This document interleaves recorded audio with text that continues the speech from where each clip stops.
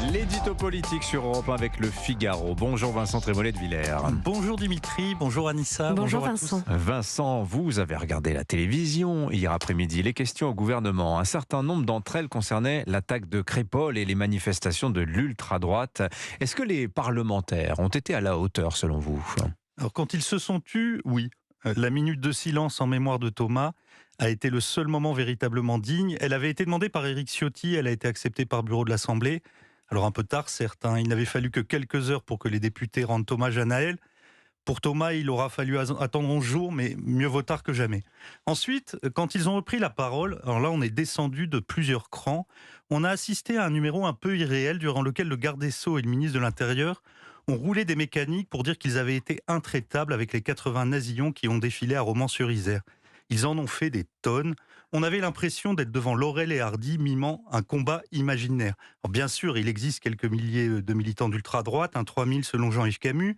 Bien sûr, un jour, l'un d'entre eux peut commettre l'irréparable, mais c'est une menace qui n'a rien à voir dans ses proportions avec celle mise en lumière par l'affaire de Crépol.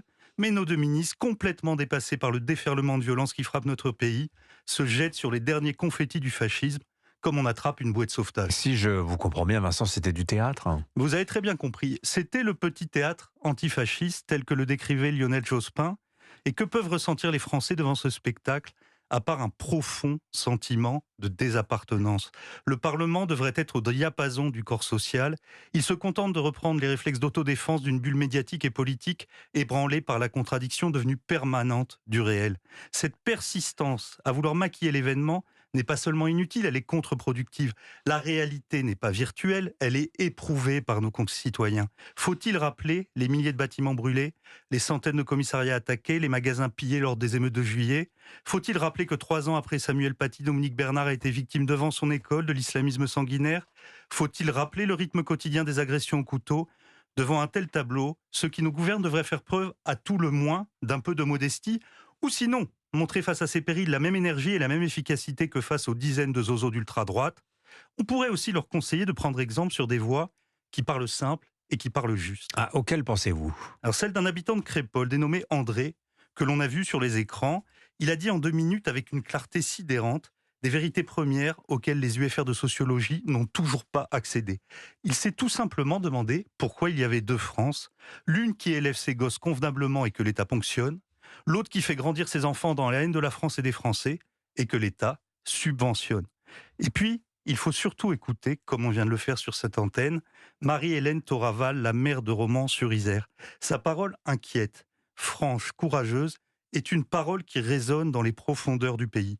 Madame Toraval rappelle sereinement des vérités que nos beaux esprits contestent ou méprisent, les dizaines de millions d'argent public déversés inutilement sur les cités sensibles, le choix indécent, c'est son mot, des pouvoirs publics de ne pas donner les prénoms des agresseurs, la délinquance dynastique de certains quartiers. Elle nous a aussi appris que les familles de victimes voulaient que le motif raciste soit retenu dans l'attaque de Crépol.